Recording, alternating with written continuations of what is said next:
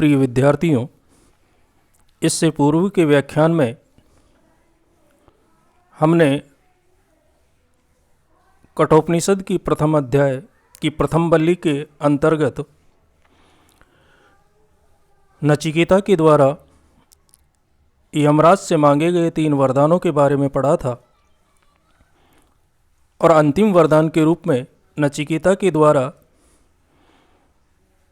आत्मज्ञान की विद्या को मांगा गया था।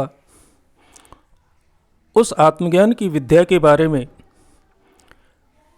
नचिकेता की विचारों को सुनकर के और यमराज अत्यधिक प्रसन्न हुए थे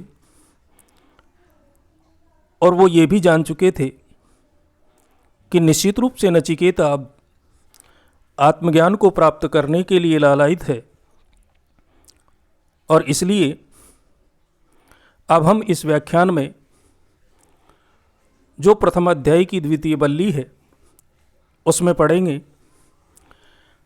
जिसके प्रथम मंत्र में यहाँ यमराज जी नचिकेता के उस आत्मा अनुराग से, आत्मज्ञान के प्रति भावना से अच्छी तरह परिचित हो चुके थे और उसके इस आत्मा अनुराग को जान करके ही उन्होंने उसे आत्मज्ञान देने का निर्णय किया। इसी को सबसे पहले मंत्र में बताया गया है कि वो आत्मज्ञान किस प्रकार का होता है, आत्मा की स्थिति कैसी होती है, उसी को हम इस वल्ली के अंतर्गत पढ़ेंगे। इसलिए सबसे पहले मंत्र में उन्होंने कहा कि श्रेयः अन्यत् उत प्रियः अन्यत्, इस्ते उभे नाना अर्थे पुरुषं सीनीतः, तयो श्रेयः आददानस्य साधु भवति ह्रियेते अर्थात यह उप्रेयो व्रणीते। श्रेयः अन्यत् उत प्रेयः अन्यत्, यानी यमराज नचिकेता के उस आत्म प्रेम को जान करके नचिकेता से बोले कि हे नचिकेता, श्रेयः अन्यत् उत प्रेयः अन्यत्। श्रेय अर्थात विद्या का मार्ग अलग है और प्रेय है अर्थात अविद्या का मार्ग अलग है। ये दोनों अलग अलग मार्ग हैं और ते उभे, और वे दोनों ही नाना अर्थे भिन्न भिन्न प्रयोजन वाले हैं। और पुरुषम सीनीता है, और पुरुष को अर्थात इस आत्मा को वो सांसारिक बंधनों में बांधते हैं। तयो, इसलिए उन दोनों में से श्रेय है, जो श्रेयस है, वो आददानस से, वो ग्रहण करने वाले व्यक्ति का साधुभवती कल्याण करता है। उन दोनों में से जो श्रेयस है उसे ही व्यक्ति को ग्रहण करना चाहिए और वो श्रेयस ही व्यक्ति के लिए अच्छा होता है, कल्याणकारी होता है। यह प्रेय है व्रणीते, और प्रेय को जो व्यक्ति स्वीकार करता है, जो उसे अपनाता है, वो अर्थात हीयते, वो अपने उद्देश्य से अर्थात अपने पुरुषार्थ से पतित हो जाता है, गिर जाता है। वो अपने उद्देश्य को प्राप्त नहीं कर सकता। तो वो नचिकेता को आत्मज्ञान के बारे में बताते हुए कहते हैं कि हे नचिकेता, संसार में 2 मार्ग हैं, एक श्रेय का मार्ग अर्थात विद्या का मार्ग और एक प्रेय अर्थात अविद्या का मार्ग। ये दोनों अलग अलग हैं और वे दोनों ही अलग अलग प्रयोजन वाले मार्ग हैं और यही पुरुष को अर्थात आत्मा को बंधन में बांधते हैं। इसलिए उन दोनों में से जो श्रेयस का ग्रहण करता है वो व्यक्ति कल्याण को प्राप्त होता है और जो प्रेय को स्वीकार करता है वो अपने उद्देश्य से, अपने पुरुषार्थ से पतित हो जाता है, गिर जाता है। उसी को आगे बढ़ाते हुए उन्होंने कहा कि प्रेयच श्रेयच मनुष्यम एत, मनुष्यम और मनुष्य के जीवन में उसके पास श्रेय और प्रेय ये दोनों ही एत आते हैं मनुष्य के जीवन में ये दोनों ही मार्ग उसके सामने आते हैं, श्रेय भी आता है और प्रेय भी आता है। लेकिन धीरः जो धैर्यवान व्यक्ति होता है वो तव संप्रीत्य, वो दोनों का अच्छी प्रकार से भली भांति विचार करके विविनक्ति ही उन दोनों में अंतर करता है। और ही सचमुच में धीरः जो धैर्यशाली व्यक्ति होता है वो श्रेय है, वो श्रेय के मार्ग को व्रणिते अपनाता है। निश्चित रूप से वो धैर्यशाली व्यक्ति, वो धैर्यशाली पुरुष श्रेय के मार्ग को अपनाता है, किंतु मंद है जो मूर्ख व्यक्ति होता है, जो मंदबुद्धि होता है, जो अविवेकी व्यक्ति होता है, वो योग क्षेमात, वो योग और क्षेम का विचार करके प्रेय वर्णिते, प्रेय मार्ग का वर्ण करता है। यानी इस संसार में मनुष्य के जीवन में ये दोनों ही मार्ग उसके सामने आते हैं, श्रेय विद्या का मार्ग और प्रेय अविद्या का मार्ग। जो धैर्यशाली व्यक्ति होते हैं इन दोनों का भली भांति विचार करके उन दोनों में अंतर करते हुए निश्चित रूप से जो धैर्यशाली व्यक्ति है वो श्रेय मार्ग को अपनाता है। लेकिन जो मूर्ख व्यक्ति होता है वो योग और क्षेम का विचार करके प्रेय के मार्गों को अपनाता है, उसका वर्ण करता है और उसी मार्ग पर चलने लगता है। इसलिए इन दोनों मार्गों में से आत्मज्ञान की प्राप्ति के लिए किस मार्ग को व्यक्ति अपनाए, उसी की तरफ यमराज संकेत करते हुए नचिकेता को बताते हैं। और तीसरे मंत्र में उन्होंने उसी चीज़ को आगे बढ़ाते हुए नचिकेता से कहा कि सत्वम प्रियान प्रिय रूपांश कामान अभिध्यायन नचिकेतो अत्यस्राक्षी न एताम शंकाम वित्तयमयीम आप तो यस्याम मज्जन्ति बहवो मनुष्य। नचिकेता है, हे नचिकेता, स त्वम और तुमने प्रियान प्रिय रूपांच, प्रिय और प्रिय रूप वाले कामान समस्त प्रकार के भोगों को अभिध्यायन अत्यस्राक्षी ही सोच समझ करके अत्यस्राक्षी ही त्याग दिया है। और तुमने समस्त प्रकार के भोगों को सोच समझ करके छोड़ दिया है, त्याग दिया है। और एताम वित्तमयीम, और तुमने इस संपत्ति से परिपूर्ण श्रृंकाम न अवाप्त है, जंजीर को प्राप्त नहीं किया, अर्थात तुम संपत्ति से युक्त इस जंजीर में नहीं बंधे हो। इसलिए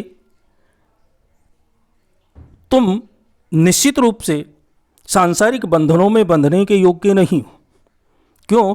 क्योंकि यस्याम, जिसमें बहव मनुष्य, संसार के बहुत सारे मनुष्य मज्जंती फंस जाते हैं, जकड़ लिए जाते हैं।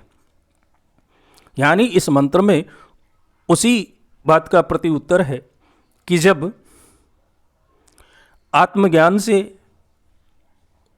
नचिकेता को डिगाने के लिए यमराज के द्वारा विभिन्न प्रकार के प्रलोभन उसके सामने रखे गए कि तुम धन ले लो, बहुत सारी आयु मांग लो, पुत्र पौत्र मांग लो, बहुत सारा भूमि का भाग मांग लो, जहाँ रह कर के तुम शासन करना, ये बहुत सारी सुंदरियाँ हैं, इनमें से किसी को मांग लो, इनके द्वारा सेवा करवाना, तुम चाहो तो सभी को मांग लो। इस प्रकार के जो प्रलोभन उसके सामने रखे गए उन सभी का नचिकेता के द्वारा त्याग कर दिया गया। और इसीलिए नचिकेता से प्रसन्न होकर के उन्होंने ये बात कही कि हे नचिकेता, तुमने प्रिय और प्रिय रूप वाले समस्त प्रकार के भोगों को सोच समझ करके त्याग दिया है और तुम इस संपत्ति में संसार की जंजीर में नहीं बंधे हो, जिसमें अधिकांश मनुष्य फंस जाते हैं या अधिकांश मनुष्य जकड़ लिए जाते हैं। फिर अगले मंत्र में, चतुर्थ मंत्र में उन्होंने कहा कि दूरम एते विपरीते विसूचि अविद्याया च विद्याया इति ज्ञाता विद्याया अविस्मृतं ज्ञानम नचिकेत सम्मन्य न त्वा कामा बहुओ अलोलुपंत।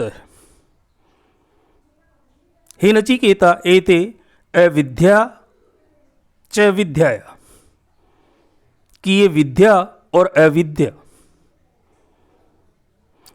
दूरम अत्यंत विपरीते विपरीत विसूचिम गति वाली है। ये विद्या और अविद्या दोनों ही बिल्कुल विपरीत गति वाली है। जहाँ विद्या होती है वहाँ अविद्या नहीं होती, और जहाँ अविद्या होती है वहाँ विद्या नहीं हो सकती।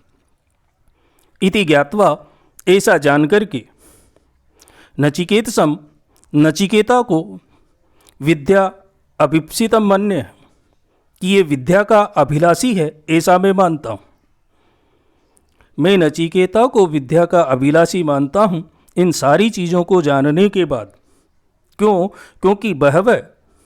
क्योंकि बहुत सारी कामाः, जो कामनाएं मैंने इसको देने के लिए इसके सामने रखी, न लोलुपंत है, वो सारी कामनाएं तुम्हें आकर्षित नहीं कर सकी। क्योंकि समस्त प्रकार की कामनाओं को जो मैंने तुम्हारे सामने रखी, उन समस्त प्रकार की कामनाओं को तुमने त्याग दिया। वो सारी कामनाएं तुम्हें अपनी तरफ आकर्षित नहीं कर सकी।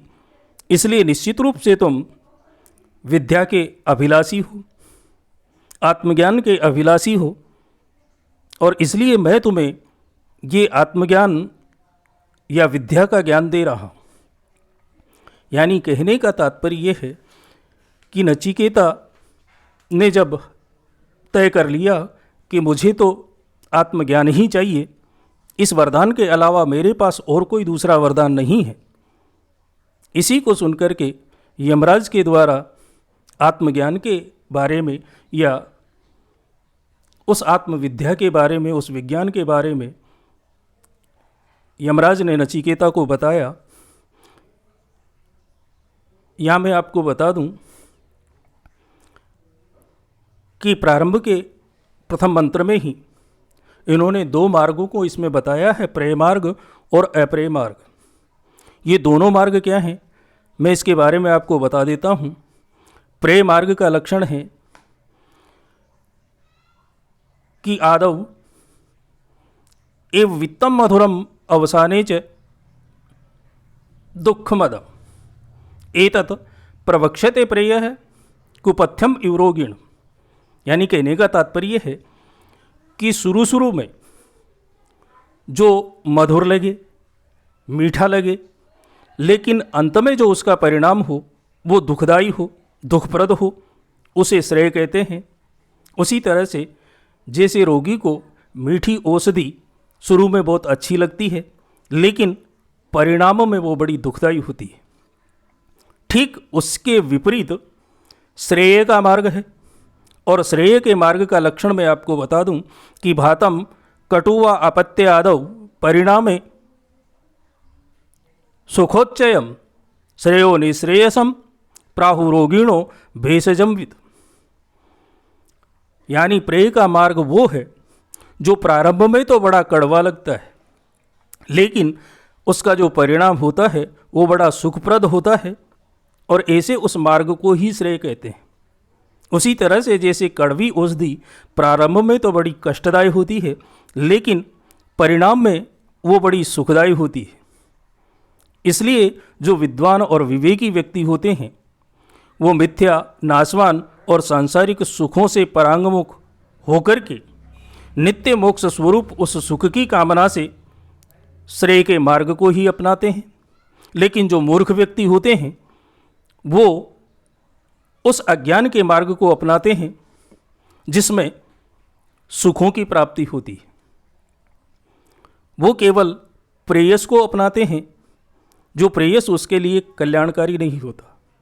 क्योंकि उपनिषदों में दो मार्गों का यहाँ पर उल्लेख किया गया है, एक देवयान मार्ग और दूसरा पितृयान मार्ग। जो देवयान मार्ग होता है उसमें व्यक्ति जप, संयम, आराधना, ध्यान, भक्ति, आत्मज्ञान, इन सारी चीज़ों से वो भरा हुआ होता है। इसी को यहाँ पर श्रेय मार्ग की संज्ञा दी गई है। और जो पितृयान मार्ग है उसको प्रेय मार्ग की संज्ञा दी गई है कि इस संसार के जो लौकिक सुख हैं, ऐसे उन सुखों को भोगने का जो मार्ग है वो पितृयान मार्ग या प्रेय मार्ग कहलाता है। जहाँ फल की कामना से व्यक्ति कर्म करता है और इसीलिए वो प्रेय मार्ग है। इसलिए श्रेयस पूरी तरह से भक्ति, उपासना, उपकार, सेवा और ज्ञान आदि को व्यक्ति के अंदर दृढ़ करता है। लेकिन जो प्रेयस मार्ग है वो कामना, विषय भोग, वासना, इन सब में व्यक्ति को डालता है, उसे इन समस्त प्रकार के भोगों से ग्रस्त कर देता है। तो आज हम इस व्याख्यान में इतना ही पढ़ेंगे। इसके बाद अगले व्याख्यान में हम देखेंगे कि यमराज के द्वारा नचिकेता को आत्मज्ञान के बारे में या विद्या के बारे में क्या क्या चीज़ें बताई गई। तो उस अविद्या और विद्या, इन दोनों के स्वरूप के बारे में हम आगे के व्याख्यानों में पढ़ेंगे। तब तक के लिए आप सभी को साधुवाद। अगले व्याख्यान में हम आपसे फिर मिलते हैं।